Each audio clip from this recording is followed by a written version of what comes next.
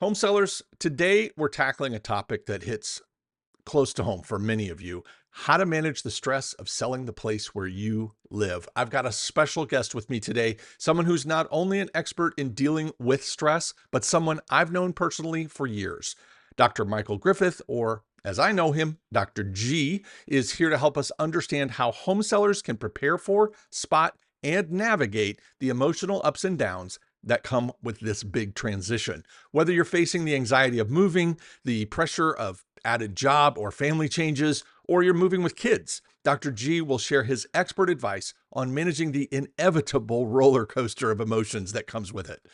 Dr. G has been a therapist for over 40 years, working with clients of all ages: children, teens, adults, even geriatric patients, through life's toughest challenges. He holds a bachelor's in psychology, a master's in clinical psychology, and a PhD in clinical psychology, and he's taught at every level. Not only has he worked with individuals and families in private practice, but he's also provided professional counseling in some of the most challenging environments, including prisons. On a personal note, years ago, Dr. G counseled my wife Tammie and me through some really tough times, and we'll always be grateful for the impact he's had on our lives. Now he's here to offer that same expertise to help you through your home selling journey. So buckle up, it's going to be a great conversation. Hi, and welcome to Talking Realty, the go-to podcast for home sellers looking to make more money, save time, and avoid headaches. Whether you're selling a flip, a new build, an income property, or the place you call home, you're in the right place. I'm your host, Glenn Whitten, 20-year realtor and founder of the Ohio Property Group. Selling a home can be a complicated and costly process that leaves sellers feeling uncertain and overwhelmed. At the Ohio Property Group, we empower sellers to successfully reach the closing table while keeping more money in their pockets. To learn more, head over to talkingrealty.com to pick up our monthly newsletter or any of our free home seller tools. And if you haven't already, please subscribe to the Talking Realty podcast and give us a quick rating. Now, let's get to it. All right, with that, we would like to welcome Dr. Michael Griffith to the Talking Realty podcast. Hi, Dr. G. How are you doing? Hi, Glenn. I'm doing well. How are you? I'm doing great, thanks. As I mentioned in the opening, you were my therapist for a number of years, and so when it came to dealing with the topic of stress and how it could fit into a home selling conversation, there was only one phone call I had to make. So I really appreciate your time. And your willingness to come on and share with us today. Well, I'm looking forward to it, Glenn. It's a pleasure to be with you again, and let's have a good conversation. You know, in your honor, I almost set up a giant coffee cup. It's kind of funny because for the years we were with you, it didn't matter whether our appointment was 9 a.m. or 3 p.m. You were sucking down coffee. Is that still the case? Yes. Okay. It is not, actually. Uh-oh. I used to have an IV pole, and even at night when I was asleep, there was caffeine going through my veins. But now I have a cup in the morning. Oh, 1 cup. okay. Well, That's it. You're growing. I'm impressed. I'm very impressed. So, Even you really can teach old dogs new tricks.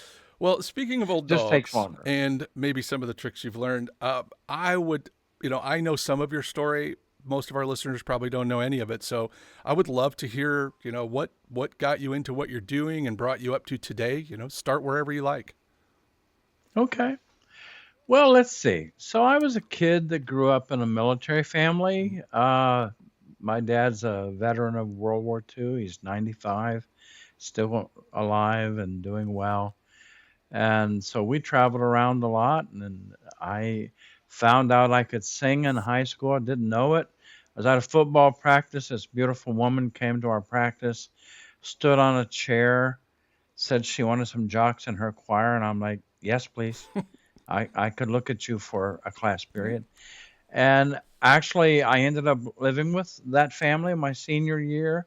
She worked with me. I got a scholarship to the university in voice performance and loved psychology. So long story short, I dropped out and became an entertainer, singer and dancer in Nashville in like a Broadway-like show before they kicked me out. I was trying to triple major. Wasn't doing very well at that. Later on in life, I was about 28 years old. I felt called to ministry. I went back to school, thought I'd go to seminary. That isn't what happened. My wife at the time decided she wouldn't be the wife of the pastor. So I went back into psychology. And so I've practiced psychology for getting close to 50 years, Hmm. 40 plus years. And I'm still working, and I've had lots of interesting things. Worked in the prison systems. I've done therapy with death row inmates. I've spoken on the national conference level and local level, and so I've kind of integrated those two worlds at this point. Still want to help people if I can, even though now I'm an old dog. So that's kind of the story. So you said you're still working, you're still taking Yeah, patients, part and time. okay, okay, Yeah, part time. Trying to. I figure as long as I can still help, I want to. But I'm also trying to uh, listen to what I tell other people and say, maybe this is when you would pull off the side of the road and enjoy some free time. So I'm trying to blend those together. how's that going?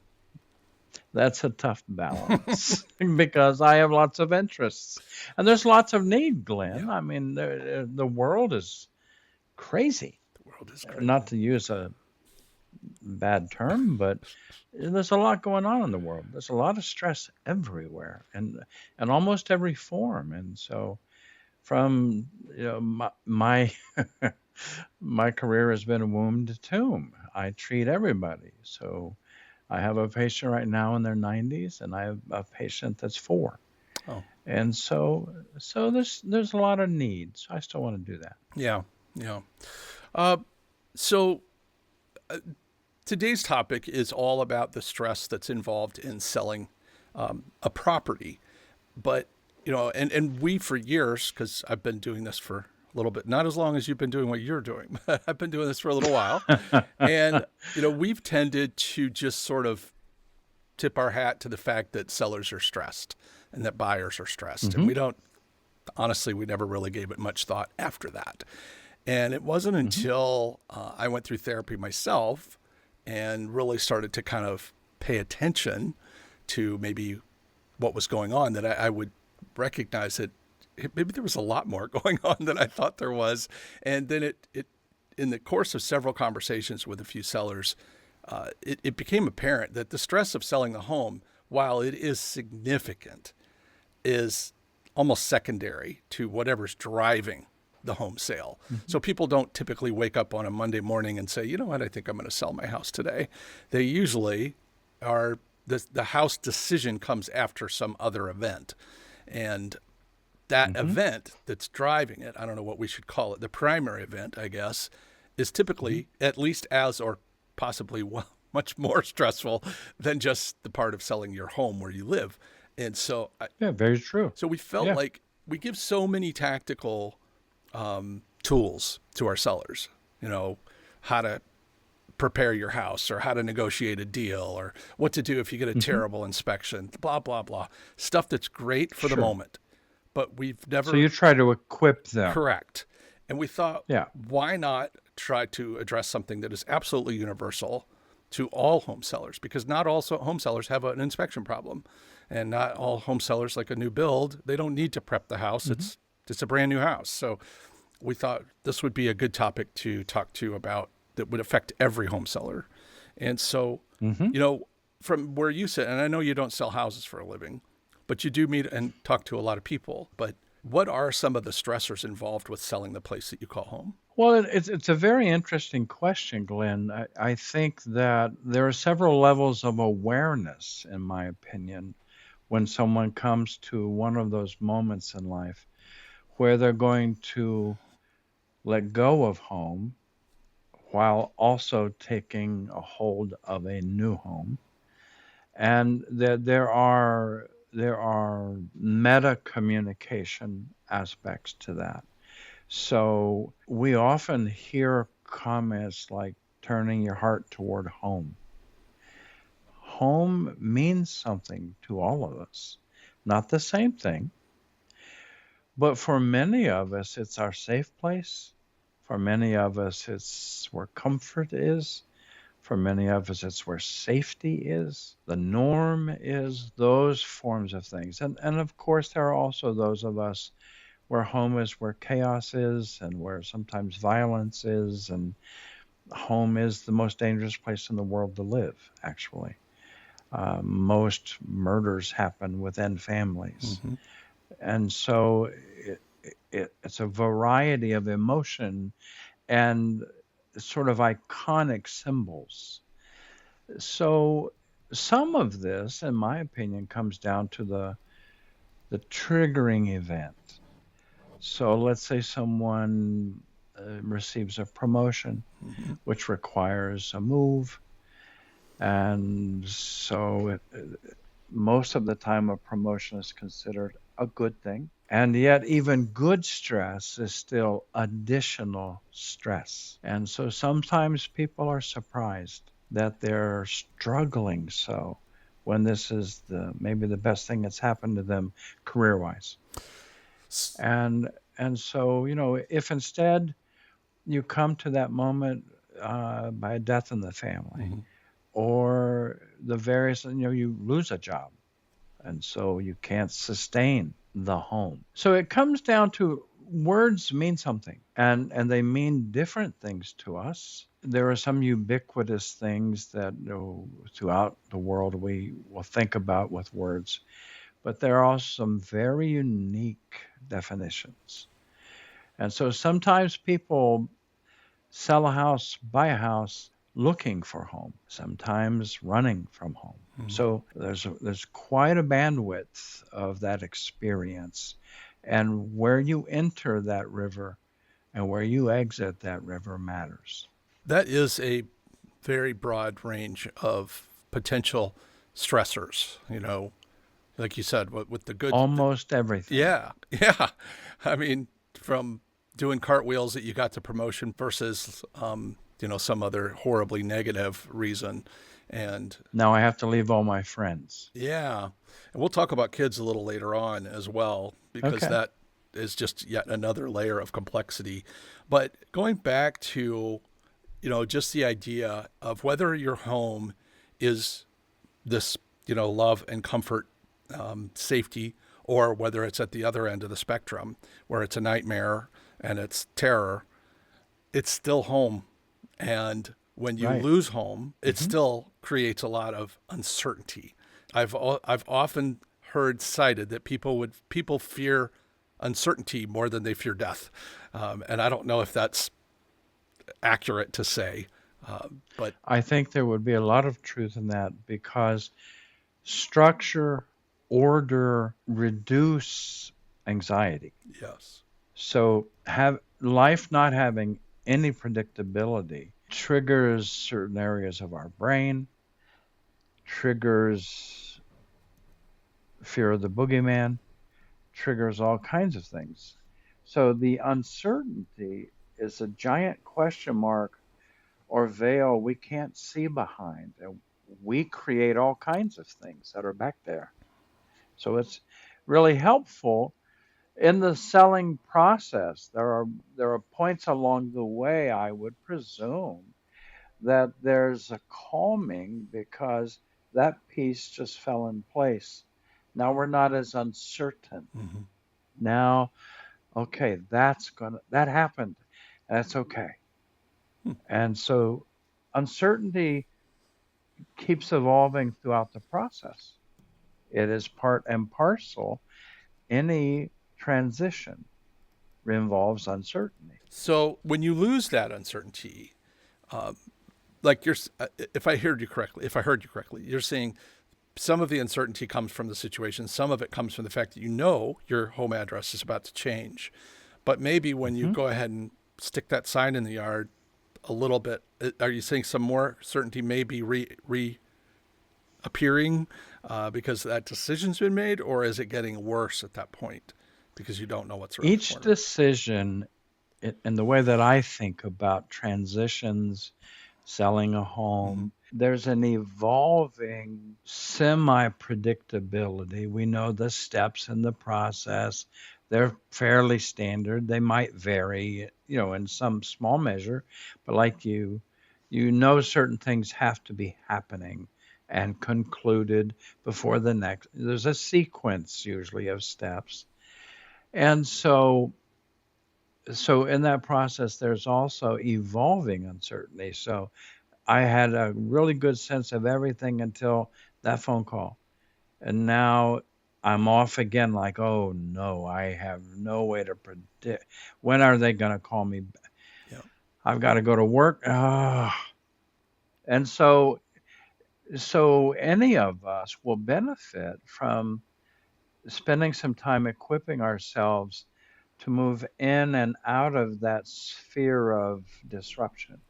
Okay. Systems have a way of degrading because of those kinds of events. The wheels can come off if you don't pay attention, Well, and you can panic.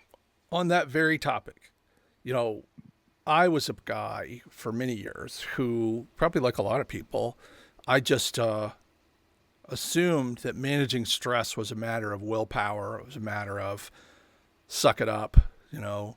I can still Hmm. hear my father, calling me cupcake and Sure. stuff like that. And I'm sure he meant well. But I'm anyway, sure he did. but but the point is, There's more to that story, but we'll another time. to be a whole separate episode. Maybe I need to rebook you privately. But you know, it wasn't until I started seeing you around the time. Just for a little context, for those who don't know, it was right around the time my mother was nearing the end of her life, and just a lot of chaos in my life at that point. And so, at my wife's behest, we started seeing you, and one of the first things I learned from you was the impact of stress on the brain and the body. And honestly, Yes. it had never occurred to me that there was stuff going on in this noodle that had to do with stress, like real physical, biological stuff. Without keeping in mind, I do not have a PhD, uh, and I failed biology nearly. I think I got a C minus. But anyway, it was the grace of the teacher that got me through. Thank you, Mr. Reichert, if you're listening. And but if from a layman's perspective, what kind of stuff goes on when stress is triggered? So some of this is DNA dependent. So we all have a genetic code that we receive on a cellular level and beyond. So we all have our own temperament. We all have our own distribution of those brain regions and their sensitivities and all that. And then we have average guy, average woman, but what we know is that experience, external and internal, affect us on a cellular level. So, you get the phone call that you have a seller, you get a dose of dopamine, Right.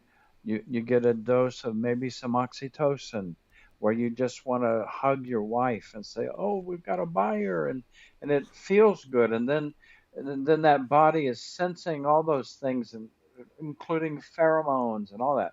So on the brain is also the unit housing your psychology, and we can get into some spiritual things too.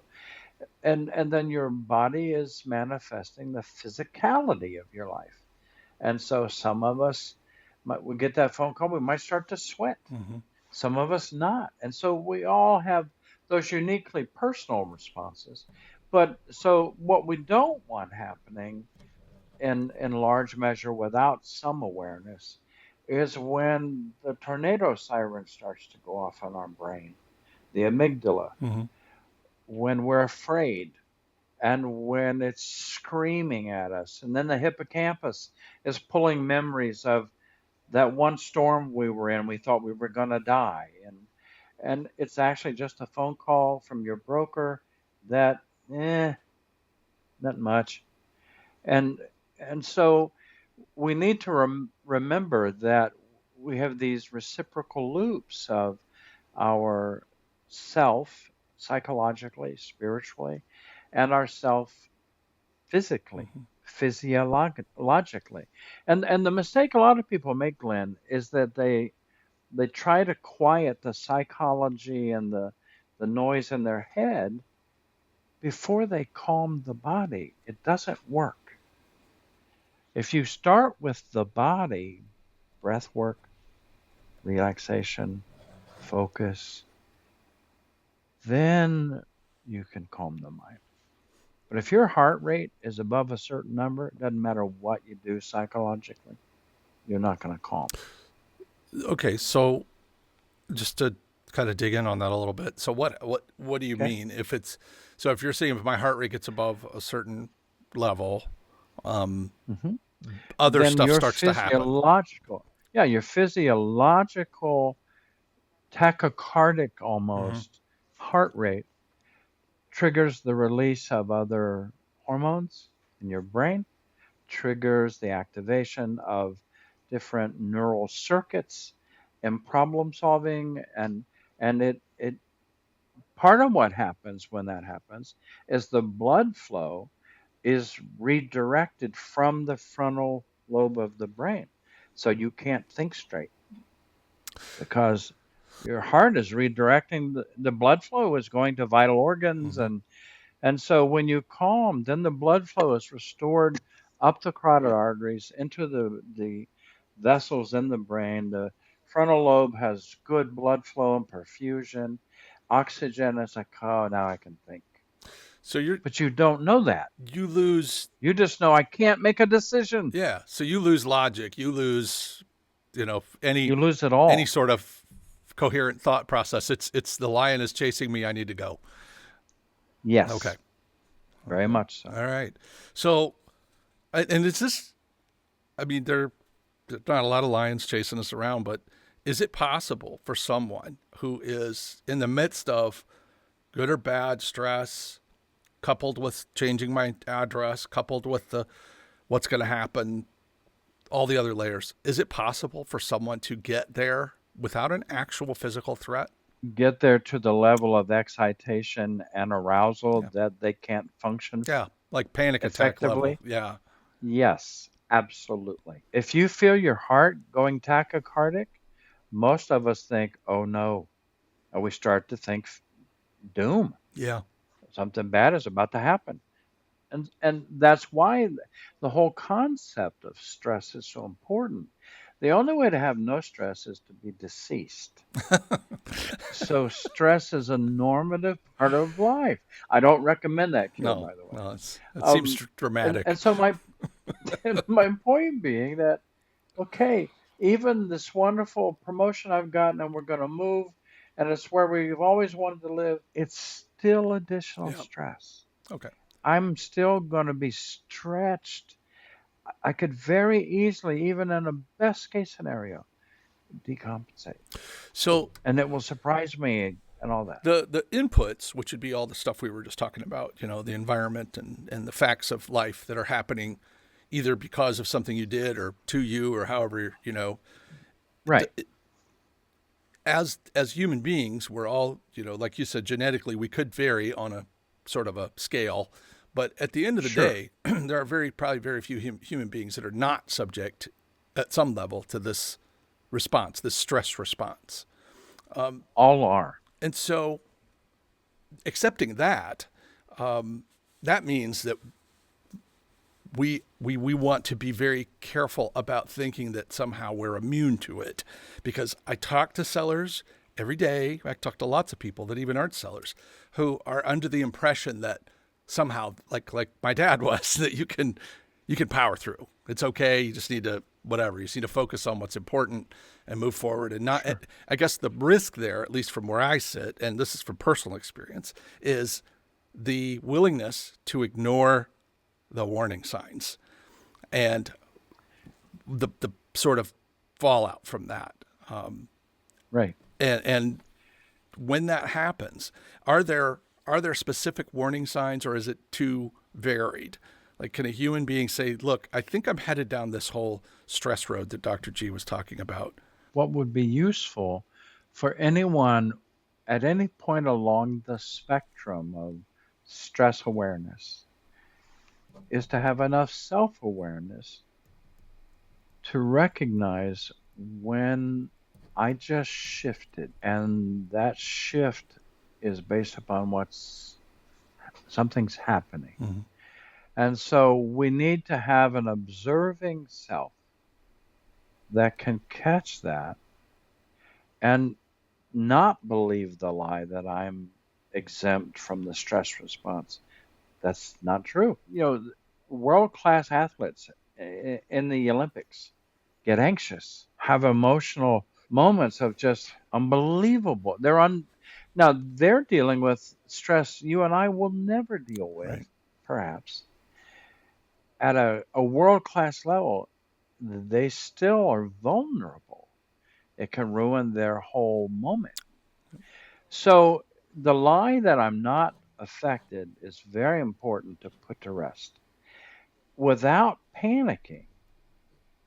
So if we were to just have an observing awareness that we would then act on. So, okay, I'm getting so anxious, I feel like I'm going to pass out. What do I need to do? Well, awareness is the beginning of change. All right, so I never thought I am so anxious. Okay, what I need to start with my body. I need to just take a breath. Mm-hmm. Just shut my mouth, take a breath, and just pause. If my body can come down a little, if I can just have the patience to go, I don't need to do anything else. I just need to calm down. Once I'm calm, I can then move into action steps to take care of myself first, because everything else is impacted by how I'm doing. So if you have the awareness and the courage to go, okay, I am freaking out. I can't answer that phone's ringing. I don't want to answer it. It's like, pick up the damn phone. There's a person on the other end, and you can talk to them. It's just a conversation. It might be the most important conversation this year, but you got this. You don't have to talk. You don't have to do anything you don't want to do. In the self awareness category, first of all, this calm down business, I tried saying that to my wife once when she, it didn't work very Don't well. say that. No, I don't know what no, don't happened say there. that to your I'll wife. tell her it was good advice from Dr. G. We'll see how that goes. Uh, I think the bruise is almost gone, but yeah, but at least the outside burns. nah, it's okay. But the the awareness part, you know, understanding that one, it is on some of it's beyond our control, but some of it isn't. Hmm. So just ignoring it Hmm. is probably not, like you said, ignoring the phone call, but also ignoring the phone call from the brain and the body, probably not the Yes. best policy. Versus, we've always heard if you could detach yourself from the results, everything will be fine.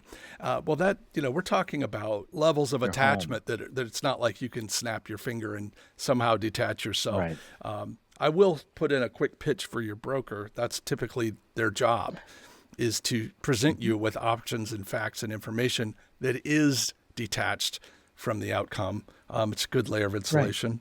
But Right. regardless, so we kind of touched on some of the ways to manage that when it starts to hit. We know it's going to come in some form or another, and people are going to need varying degrees of treatment for this, whether it's just a simple breathing exercise. And I'm not downplaying it Right. as being a simple, No. No, I but know. something you can do by yourself, anywhere, anytime. Sure. So, any further recommendations? So, is it okay if I'm in the car? I mean, I don't want to obviously. Maybe I pull over, but but uh, but just so like close your eyes, breathe, posture. Any part of this? Absolutely. So what you do with your body impacts your mind. What you do with your mind impacts your body. And so when you have the sense of joining with and leaving from, joining with and leaving from, that you have an awareness that is, yes, in the moment, or you can act in the moment, but you also have a sense that I will do this throughout the day. And so neither place I am, neither space I'm inhabiting is good or bad. It's just real. So if I can think about picking up that phone and joining with the process, expecting I may have my stress level go up or down, but I'm going to just join with the process. I'm going to make calm, earnest decisions, and I'm going to hang that phone up, and then I'm going to pull out of the process and do something else. And oh, wait, I'm back in.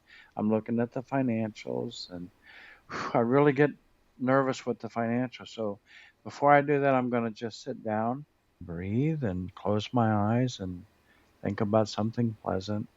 And then I'm going to have the discipline to open that book and look at the numbers because there are facts and there are inferences about those facts. And so if we just have that the awareness isn't only static and in that moment and I have to do A, B, or C, but the awareness is I'm in a process. It's going to go up and down and left and right and in and out, and I control my part of it only. You used to give Tammie and I a lot of advice, and one of my favorite pieces of advice that you would give us was remember, it won't always be like this. And it didn't Yeah, matter if I was, on cloud 11 or in the seventh circle of hell. You were always right. quick to remind me that, Glenn, it won't always be like this. And it's kind of what I'm hearing is there's ups, there's downs, you need to kind of know that going in.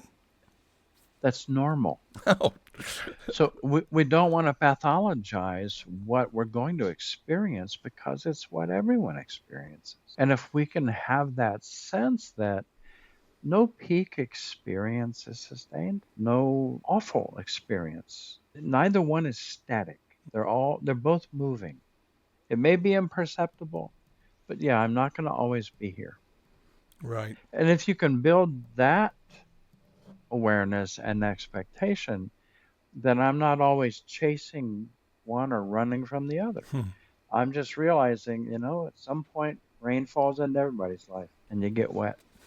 You know, my mother, that was one of her favorite things to say, something similar, which is, it's the old, how are you going to enjoy the sunshine if you've never been rained on? And, Yeah, it's just, sure. she was right. I don't know how many times. I wish I could call her and remind her how many times she was right. The Talking Realty podcast is brought to you by our friends at Associates Title. This team is shaking things up by focusing on what truly matters, putting customers first. Whether you're buying, selling, or investing, for sale by owner, or working with a realtor, they've got your back with incredible cost savings and the latest tech to streamline the process. Their secure online portal keeps everyone in the loop, from buyers and sellers to lenders and agents, all while keeping your data safe and communication crystal clear. If you're getting ready to make a move, do not underestimate the importance of having a great title company on your side. Check them out today at associatestitleinc.com. Check the show notes for that link, or call my friend Ryan Phillips at 614 419 2418. They work all over Ohio. Do not leave your title company choice to chance. Now, back to the podcast. So, is there, there seems to be a physical aspect to this. Like you start with the body and then the mind will Mhm. hopefully follow. For my exercise zealots, clearly I'm a picture of physical health here. But for my exercise zealots Me out too. there, is there something to that? I've heard a lot of runners or people who do yoga, things like that, say that it's very. Is this kind of tied to that concept of get the body into some sort of routine, whether it's calming or physical activity or weightlifting or running? That Sure. okay, So human beings develop patterns, and it's useful if you were to look at the stress response, look at life, and then specific, we're talking about home selling and buying and those things, and the really important transitions that happen as a part of that. If you build a life where you accept there's this ebb and flow of my stress, and I have good days, I have bad days, and maybe I have an awful day occasionally and a wonderful day occasionally. And so I'm going to build these patterns of how I take care of me. So what am I going to do? Maybe I'll walk in the morning. Maybe I'll walk after dinner. Maybe I'll, lift some weights or till a garden. I'm gonna do the things that I'm kind of drawn to and I find satisfying, and I get that dose of dopamine for getting those cantaloupes out of the garden, and they were beautiful and they tasted so good, and so those patterns get disrupted when you buy and sell homes. They don't happen in the same geography. They may not happen within the same time. They may go away completely because different environments allow different things. And so, yes, there's an opportunity to build healthy patterns. And I see the process of one of self care. This can be exciting, this can be terrifying. But if you have the awareness and you see and know your patterns, that's how you can tell the stress is getting out of hand. Mhm. And that's how you can manage it so it doesn't, is you sustain patterns. I would imagine that depending on the nature of your relationship with the people in your home, that maybe you can, if you can't necessarily even see it in yourself, maybe until it's more progressed, that you may be able to notice that the baseline of your housemates is starting to show some deviation, some change. Like, wow, that they've never done that before. Maybe Right. it's a signal, a smoke signal that says something's going on, and you might want to, Hmm. you know. So, as far as getting ready to sell your house, because some people I'm talking to are way ahead of the curve. They're months out and they just want to explore it. Yeah. Are there things, I'm a big fan of things like decluttering and cleaning because it has a practical side to selling your home. A Hmm. big, open, clean space is a lot easier to sell than a cluttered, tight, Yes. dirty space. So, but are there some, say, psychological benefits to the decluttering? I know there's grief, and I get that a lot from sellers. It's so hard to let go Hmm. of some of these things, even though I haven't used it in 27 years. Man, I really don't want to Right. throw that chair out, stuff like that. Right. But is there any positive benefit to the whole decluttering process, cleaning process of the home before you get it ready? I think there's a mirroring that you can imagine where the same thing you would recommend to a home seller that they clean and they organize and they declutter the space and they appoint it in the best way to present it and all that. They need to be doing that to their mind, to their heart, to their patterns, their lifestyle. So they can occur in both internal and external worlds. People can benefit from the practicality and the tangible nature of getting rid of that old chair and just making space in that room. And oh, I took that chair out and put it in the garbage. It's harder with the mind for most of us because part of what we're resisting is biochemical. So the attachment I feel to you and your wife is chemical. I love you. I so enjoy knowing you. And so those are actual cellular realities in my brain. So when we're getting ready to have a transition and attachment, it's tricky. So I can be attached to this house and let it go, but it's tricky. I don't have to give it completely up. So oftentimes there's some benefit in learning to remember differently, not to forget. Sometimes I have felt like I would like to go back to Vincennes, Indiana, where I lived for a while between like 11 and 15. I would just like to go back there and just see the house I lived in and that's attachment. I want to re-experience it. I left there a long time ago. I had to, but it's still with me. So we sometimes get in this binary choice format in our thinking. and buying and selling a home. It isn't binary. There can be lots of other options. So I may love this old home, and I remember marking where the kids, how tall they were on the inside of that closet, and I take it with me. Yeah. So so you can declutter externally, and maybe you loved that old chair, but it was time for it to go. And you can do the same emotionally.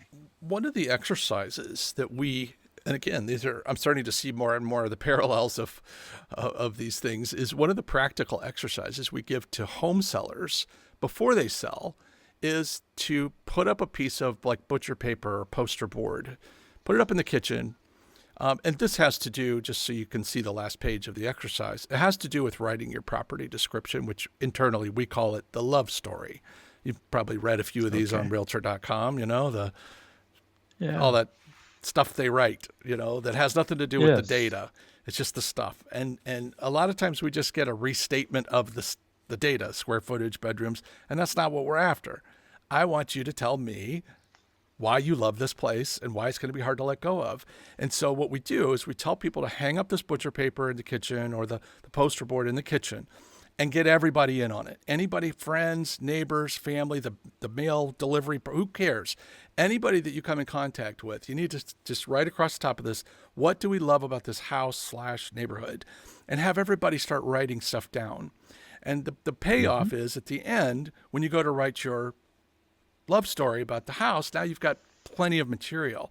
But from a mental decluttering, what a great tool possibly to snap a photo of and literally take with you all the wonderful things about that place before you leave.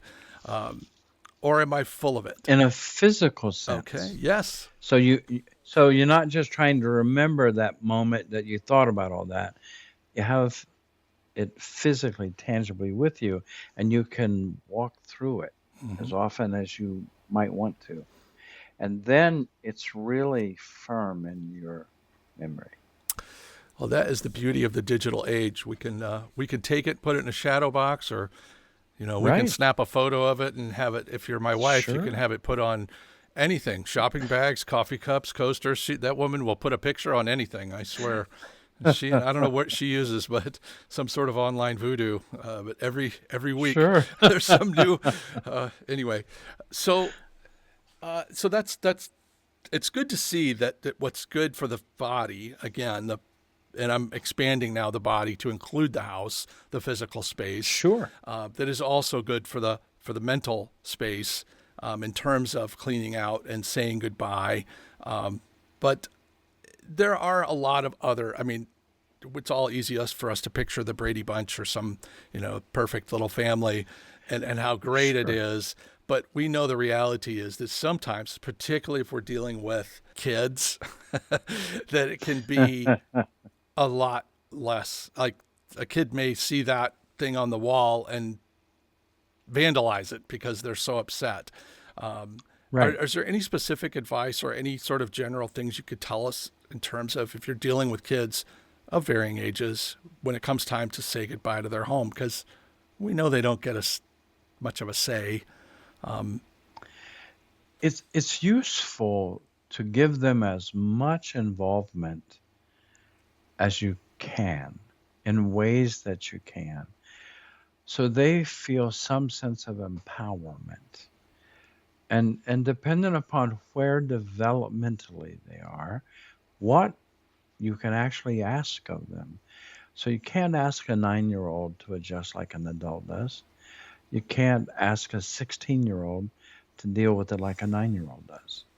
So it's complicated based on where they are in life. But it's useful to involve them in some sense of there being a corporate decision. Yeah, they don't get an equal vote.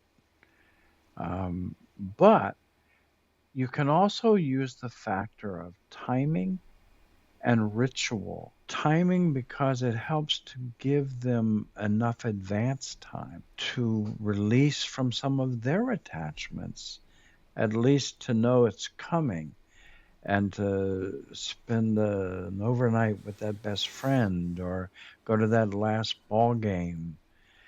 And it's also helpful to recommend some way they take whatever they have in living in that home with them to the new home and some process. Maybe we're leaving, maybe we had a little dog that passed and we buried them in the backyard by the tree. Mm. And I'm going to leave that. Well, take something with about that pet and like, a shadow box or a special picture that someone drew or all of those things allow for a sense of your child to have an ongoing narrative connected. It's not like that stopped existing and now I exist here. No, it's still there and you can connect them. And that can help a child sometimes get through all the social adjustments, and the detachment doesn't have to be complete.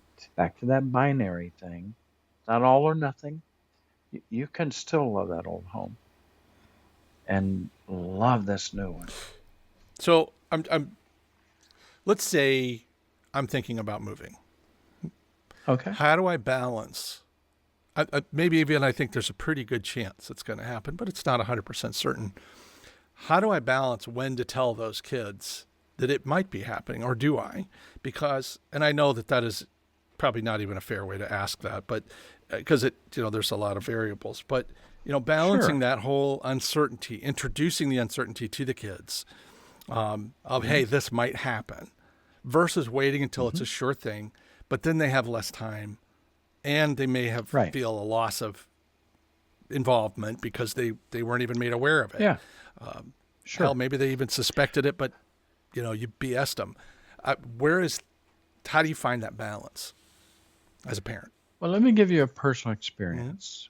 So I won't get into all the details, but so when I was young, I think it was when I was 15. My father came home on a Friday. On Monday, I was in a new state, new home, new school. Boom. No warning. That was a rough transition.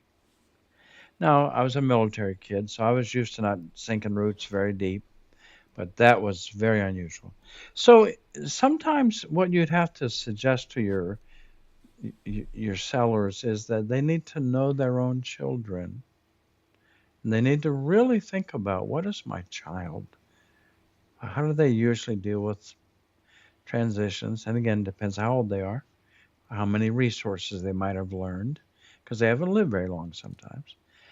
And so you would know the balance point. Again, if you're into being very self-aware, and when there isn't yet certainty, so you don't want to tell them we're moving and then we don't, because that might really work against you in that way also.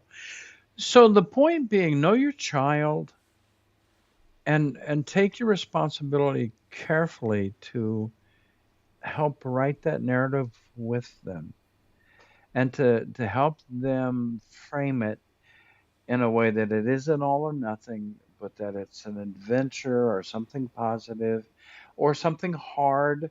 And you can teach that life is hard and we all go through hard things. So we're going to do this together. And you can work with the child.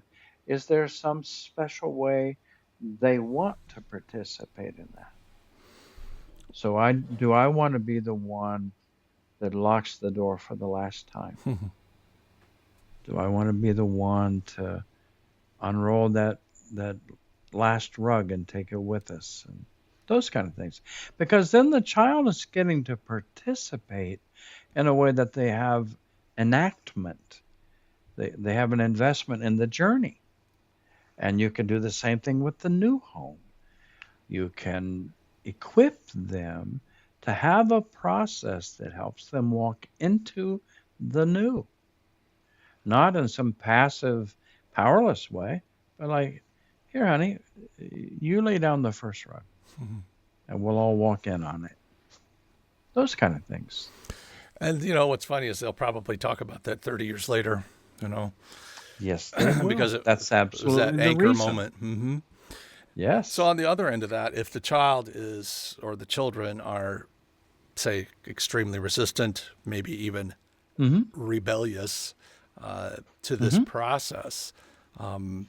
Again, I know you gotta know your kids, but Hmm. any are there any techniques anybody can use, or is it maybe time to call in the professionals, at some point?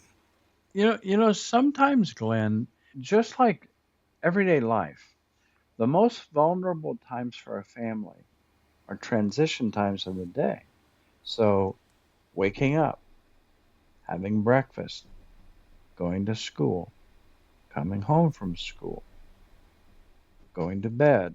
Those are going to be the times we're going to find the friction points Right. typically. And so, if you think of a move in a broader sense, that it's like, okay, these can be times when the family has a rupture, the relationships fracture. And especially if you have adolescents who are striving to be more and more independent and they don't appreciate their world getting turned upside down, um, then it can be a vehicle for parents and their children to reset the family structure and for the parents to have the courage and the strength to lead where, okay, this is a transition time for the family. We get it, but here are what the boundaries are, and they hold, and we might give some grace. We might have to be pretty flexible, more flexible than we'd like to be for this 3 weeks, but we don't have to break. And no, you don't get to just blow the family up because you don't like what's happening, because we live as a group. So sometimes it's a time for families to turn inward and to craft things so that they hold. And it might be volatile, and you can duly acknowledge everyone's emotions, but emotion isn't how you live through life. It's only one part of it. No, and I know that having raised six kids, Tammy and I did, and it seems like the score is pretty good. They're all over 20, and life is life's all right. But I know when Good, we moved the good. last time, Xander was 15, and he was sort of on the fence. He was excited, but at the same time he was, you know, reticent about the Hmm. uncertainty that we talked about. So when we Sure. moved, we talked about, we had some options for him about what room he could stay in and things like that. And we tried to give him as much control, at least over those things, as possible. Not just the Hmm. layout of his room, but, we painted his room this, I hope he's not listening, god awful purple color, Dr. G. You should see it. It looks like a Studio 51 or whatever. It looks, but he loves it. And, he even chose his room, which was kind of the room we were looking at forever. But we thought at the end of the day, it's not the end of the world. He's going to move out at some Sure. point, and we can reclaim Right. that room. But it seemed to have a little bit of a calming or pacifying, and it wasn't to placate him. That's not what the goal was. The goal was truly, No, it was to include him in a healthy yes, way that it would ease his transition. yeah, yeah, yeah, for sure. Yeah, which is the role parents should take. They need to be sensitive to those things. I got to give Tammy all the credit for that one. I was like, no purple, not that room. She was like, choose your battles there, buddy. Yeah. So, but I think, that having moved a few times, I did get varying degrees of responses from the kids over the years. I remember once we asked them, "Hey, what do you think about moving to this place that we had seen?" And I was I was on the phone with somebody. We were living in a townhouse, like a two-story townhouse. Next thing I Yeah. know, the kids' pillows and mattresses are coming like flying down the stairs. I think they misunderstood that I didn't mean we were moving tonight, but I Right. took Right that as now. a symbol that they were okay with the move. so, and we've had the Yeah. other where they've locked themselves in their room, and you can't do this to me, and so you're right. There is Sure. no cookie cutter It approach though. There really isn't. It'll run the whole Oh, 360 degrees. maybe inside of an hour. So Yes, it will. depending on. As most of you know, we don't run paid ads for our real estate company or for this podcast. We rely solely on word of mouth. So if you find any of this content useful, would you mind taking a few seconds and rate it? And if you're feeling really generous, maybe write us a review. I'd consider it a personal favor. Let's spread the word to other home sellers. Okay, back to your regularly scheduled broadcast. So are there times when maybe the resources we have, which is our own ability to sit down and be calm or to use some of the techniques we've talked about, when maybe they just simply aren't enough, whether it's with kids or with ourselves or with our spouse, are there times when we should recognize that it might be time to pull in a professional or to maybe talk to a therapist or talk to a Yes. counselor? Yes. Is there a There warning are. track for that?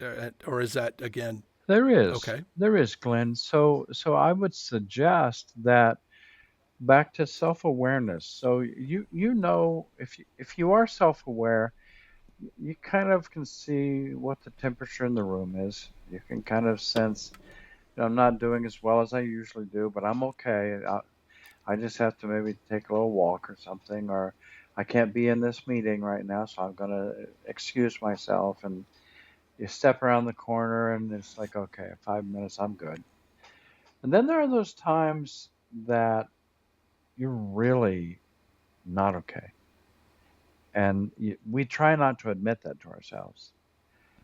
But the truth is that if I'm really loving myself, I'm not okay. And what's going to happen with me in the state I'm in right now is not going to be okay. And in fact, I've been recognizing that maybe my wife or my kids are going, "Good Lord, Dad, I just said good morning. What's wrong with you?" And I'm like, "Nothing's wrong with me." And it's like, so we begin to notice we're out of our patterns, or our patterns aren't satisfying us. And we're really beginning to sense a little bit of impairment.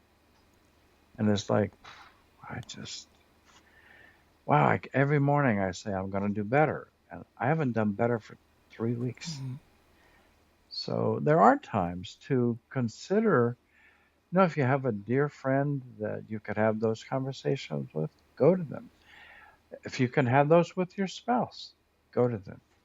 If they recognize, yeah, you're not in a good place, then it's okay to call a professional and just schedule to go in and say, okay, here I am. I don't know if I need to be here all the time, but life's kind of been a bit of a problem for me recently. And so allow them to see if, you know what, you just here, do this and it should be fine. And you never go back. Or it's like, yeah, why don't you consider when you get here, come in and we'll work it through together. And so then you have a sense of having an ally outside of the family. I'm not taxing the relationship with my spouse more. I'm not trying to have my kids make me better, treat me nice. I'm taking responsibility and saying, look, I can tell my patterns aren't working. And there's more to come. And I can't imagine how I'm going to get through that if I am not getting well through this. So maybe I should just have the courage to go, yeah, didn't expect this, but it's where I am. So I'm going to take care of me. Because if you take care of you, it enhances everything else. If you're not okay, all of your life is affected by that, not just buying or selling a home. This is like the airlines telling you to put the mask on yourself before you help the kids. Right? Very much so. And there's this thing where maybe some of us have this image that we have to be strong for the family. We have to be strong in this time of transition. We have to be the rock. And that by saying, hey, I'm not okay, somehow you're letting your family down or you're letting your boss down. How do you rectify that? I know how I did, but let's just be honest. My journey was not what you'd call clean and crisp. It was a really messy thing. You know what, Glenn? No one's is. We all have stuff. Mm, And it rarely ever goes as clean as we and our minds think it will. But what's useful is to see that one of the core elements of major transitions in life is to take damn good care of you. mm. Because if you're going to lead a family, if you're going to help your spouse walk through this with you, etc., you're just as vulnerable as anybody else. And you have the same opportunity to be nothing more than human. And it's hard for us. Sometimes the messages we've learned, the narrative we've written is that we're impervious to emotional stuff. We just do what you got to do to get through it, and you just move on. That's right. And you drag it behind you. And so my point being, maybe I need to make a commitment to myself. And maybe I'm doing this process and I can't stand the broker's voice. I can't stand how they talk to me. But I'm like, they're the best broker in town. I've got to. All of those things matter too, because if you are working with someone that drives you just to jump off the boat, I can't deal with it. Oh, and I'm with them. I'm like, I mean, all of those things matter. And there are things you can do to take very good care of you, Mm-hmm. which doesn't mean you necessarily have to change brokers, though you can. Mm-hmm. But it does mean, hey, you need to listen to that siren going off Mm-hmm. and do something about it for you. Well, that is exactly what happened. In my case, I wasn't moving, but I was definitely dealing with a lot. And I just remember thinking to myself, because I was seeing you and I was also seeing my regular doctor just for, biannual checkups and stuff like that. Yeah, And I remember her saying to me, hey, do you want something for the stress? I'm just like, what is it with you people? And then what stress? one day, a few weeks after, a couple of funerals that Tammie and I went to, and it was a Sure. terrible time, but I just still thought I was okay. And then one day I was in a store and I just locked up, everything locked up. And like to your point earlier, I think I must have been there because literally the only thought going through my head was get out of here. There was no lion. I was not on the Serengeti, but I'm standing there talking to this lovely person in a store, and I froze so badly that she said, "Are you all right?" Like, this has literally never happened to me before. I got out, called, and finally realized that my Sure. brain had just had enough. Yes. And that you could ask for what you needed. Yeah. It's okay to need it because you could just lock up over and over, or you could say, you know what? Yeah, can I have some of that, please? And yeah, oh, sure you can, I was terrified. right? I was terrified of that stuff. Well, yeah. But you know what? I mean, Might as well have been on the Serengeti. might as well. But what's funny is when I did say yes, I'll take the prescription to help me, that you were the one that broke it down for me. That you remember all that stuff we talked about with stress, Glenn? Remember that? All those chemicals, all this stuff that triggers when you deal with stress. Well, guess what? Your tank is empty. You have no more. You need help. This is going to help you physically. This is not a placebo. This is not an addiction. And Right. all of a sudden I'm talked off the mountain, like it's okay. And I guess that was the big message, the big takeaway is that it's okay to be human. It's okay to admit that, It is. golly, I It's okay to love hang up yourself the cape. and receive what you need, Yeah. Yeah. right? No doubt about it. But it was definitely life changing. And I feel like as much as I always felt that the stigma had gone away for people who wanted help with their mind. But the reality it was at that point in my life, I thought it was okay for everybody else, but not for Glenn. Glenn doesn't need this sort of thing because it was, again, that sign Of of course weakness. not. And the reality Because is, Glenn is very capable and I've conquered all kinds of stuff. yes, but if Glenn falls down and breaks his ankle, Glenn goes to the ER, and there's no shame Yes, in he that. does. So, No, he just gets that cast and carries on. so why is it any different that when Glenn's mind has reached a breaking point that he might go to a doctor who specializes in that sort of thing? Because somehow we've continued to pass the baton of the shame of maybe not being okay emotionally, especially if we're male. So we just are taught to gut it out. And that stuff really isn't important when it's absolutely important. Is that changing? And, I think a little bit it is, though I must confess it's been one of the sad things for me. I mean, I'm talking about back in the 70s till now.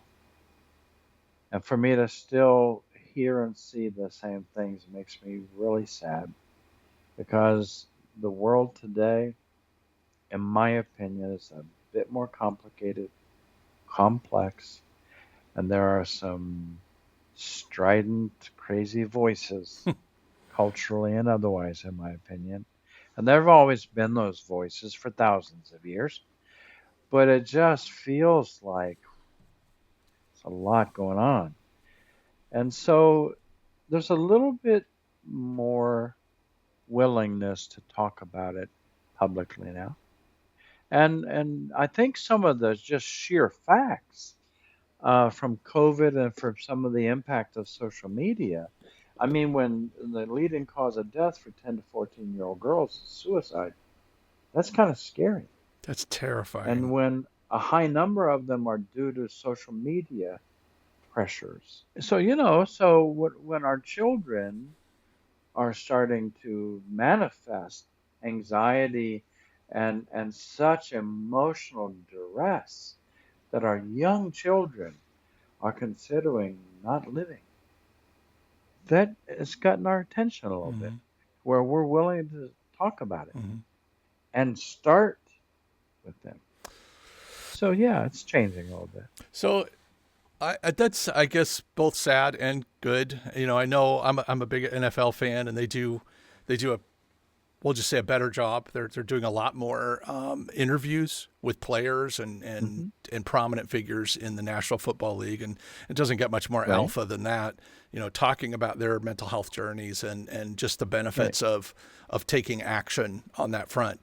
Just like they would if they pulled a hamstring. That they're not going to ignore it, and right. you talk about world class athletes on a world stage with, you know, it's crazy. Sure. Um, Yeah, I've been very grateful for that. yeah, and I'm sure it happens in arenas that I'm not exposed to as well. But hopefully that Sure. narrative is changing more and more. And I noticed that there's even some online options now.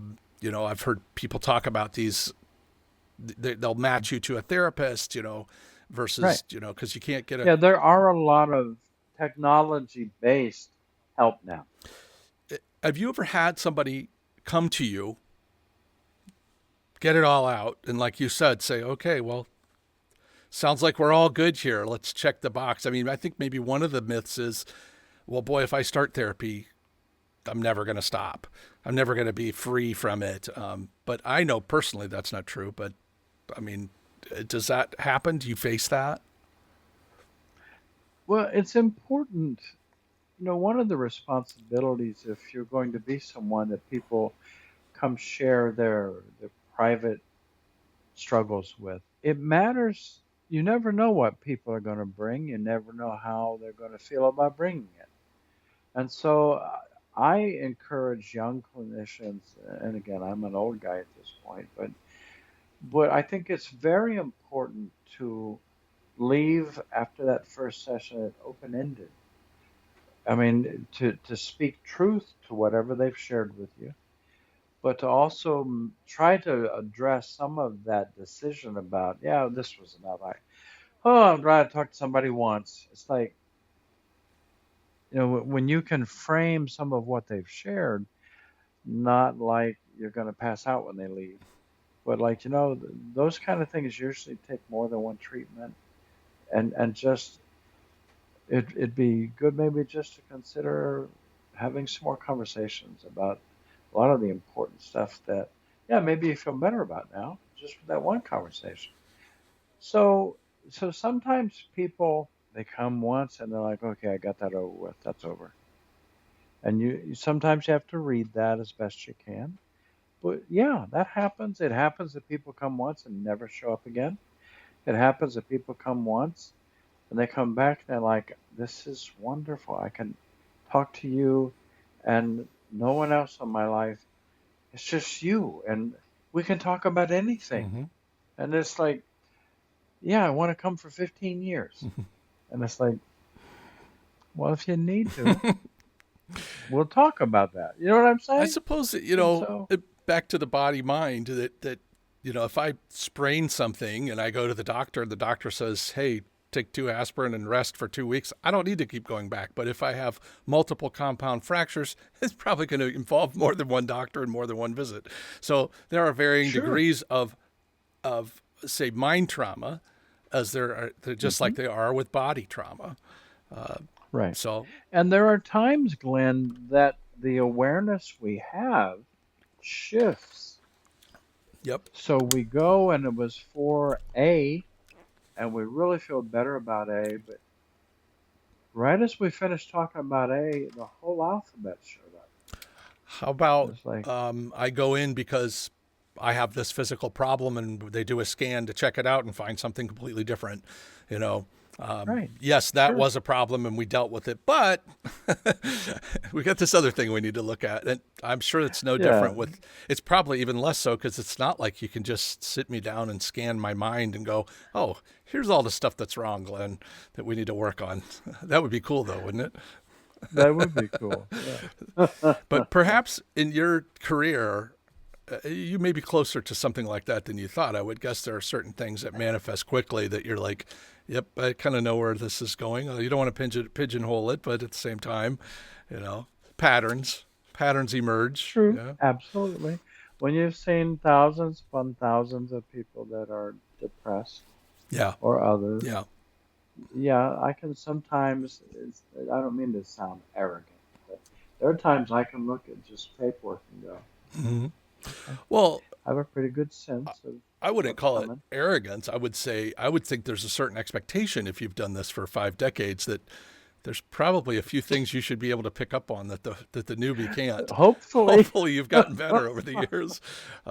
So, well, thank you for indulging those questions. Some of those were, I know, not on the agenda, but That's okay. in terms of home selling, is there any sort of, you talked about transitional moments, and so we can then probably assume from that idea that, like you said, the announcement, going on the market, the first open house, during the offer, there's certain points during the process where stress is likely to be higher than others.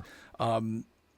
You're saying take some preemptive action. First of all, just being aware that these things are gonna, Right. these hills and valleys are Right. coming, and they're not just vague hills and valleys. We know that if I Right. get a lowball offer that I have to present, this is my trauma coming out now, by the way, that I have to present to a Okay. seller, we know it's not going to be a fun conversation. Or we get a low Right. appraisal back, and we've got a $20,000 gap that we didn't know we had. We've got Right. some, we've got somebody's going to be feeling something about that. Besides Right. the idea that we can be self-aware, that there are exercises when we recognize, is there practical steps that I've missed that sellers can take to arm themselves for these inevitable Mhm. roller coaster hills and valleys? Yeah, I liked your example of the impact of uncertainty. And so part of what you can sort of in a preemptive way, along with knowing sort of the sequence of events and kind of what's involved with them, it's important you can build in flexibility in your mindset. Now, we know that mindset is intentionally achievable. We know that you can formulate how you're going to frame this whole process and what you're going to bring to it.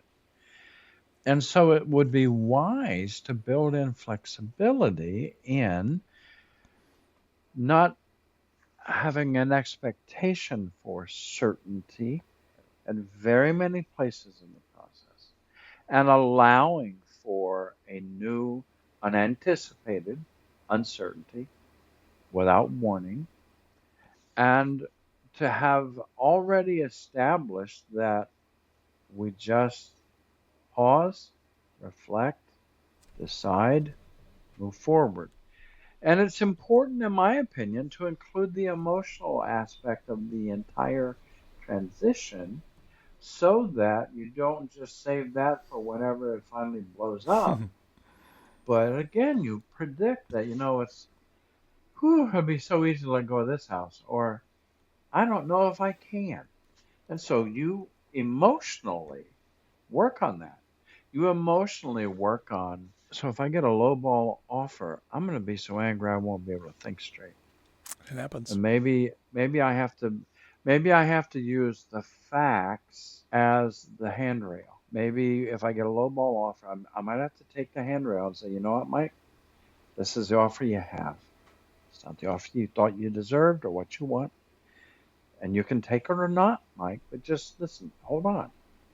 Just hold on to that handrail and think about this decision is financial, this decision is emotional, this decision is factual. And so you don't let yourself from the get go, you don't just walk into a saloon where everybody's carrying and be surprised that there are bar fights.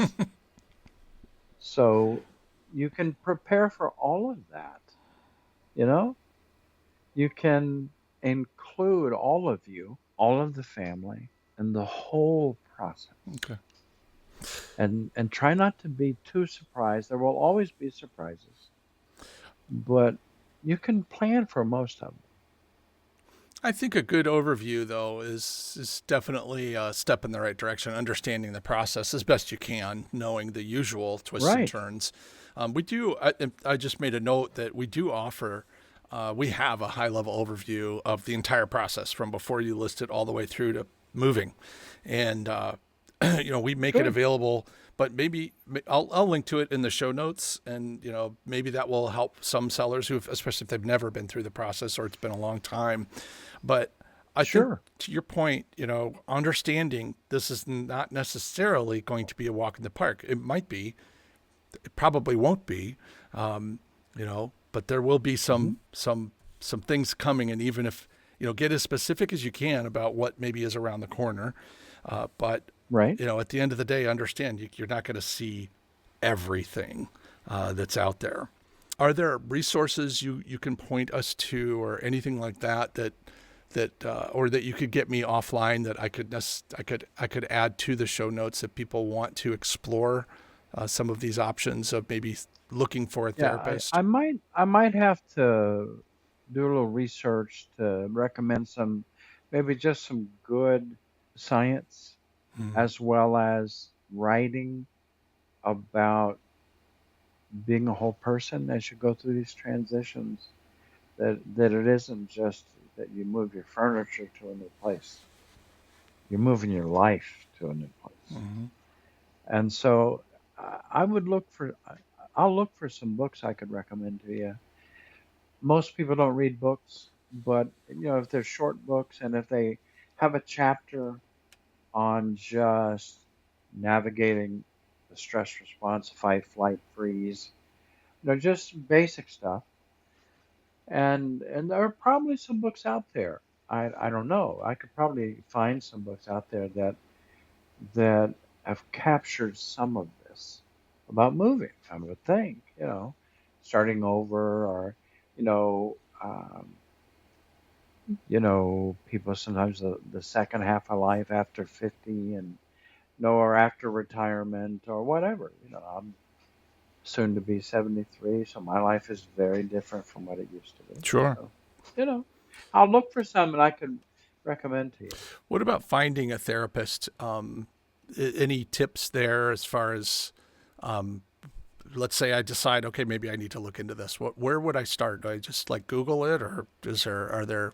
stuff online where Well, there are resources out there that are strictly technology. Mhm. You can link up with somebody and wherever, and some of those are very sound and good. Some I don't think so sound and good. It's hard to tell the difference, Sure, frankly. sure, I think locally, word of mouth is still the best advertising, in my opinion. So if you have somebody, you could ask, your family doctor or whomever, who do they know that they would refer you to. And so I would start with people that have good reputations and that maybe take those approaches, because if you're trying to just navigate some variance in the degree of stress and transitions, it'd be useful if they also did work with families okay, or couples. So, because there could be someone, the family could come in for a couple of sessions and they don't have to come in for all of them, that kind of thing. right, right. Oh yeah, I never thought about that. That you could, certainly weave different Yeah, people from the just bring family them in and in. out of it. Um, Yeah. and I suppose it's a little bit like looking for a realtor. It's just kind of the same advice I give is, check their online reviews or talk to people who've Sure. sold recently or bought recently and see what was their impression Hmm. and things like that. I mean, and then ultimately you have to meet the person and you have to, Right. like, I can tell you, well, I could tell anybody listening that my first impression was through my wife because she started before I did, but it was very positive. And then I met you, and everything was confirmed within minutes.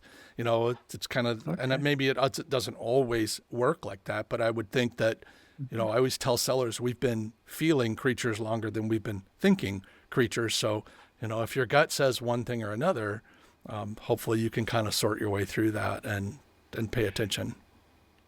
It's very important to have this sense of autonomy and independence, that I can think, I'm going to go see someone and they have a good reputation, and I just don't feel it with them, because that's real.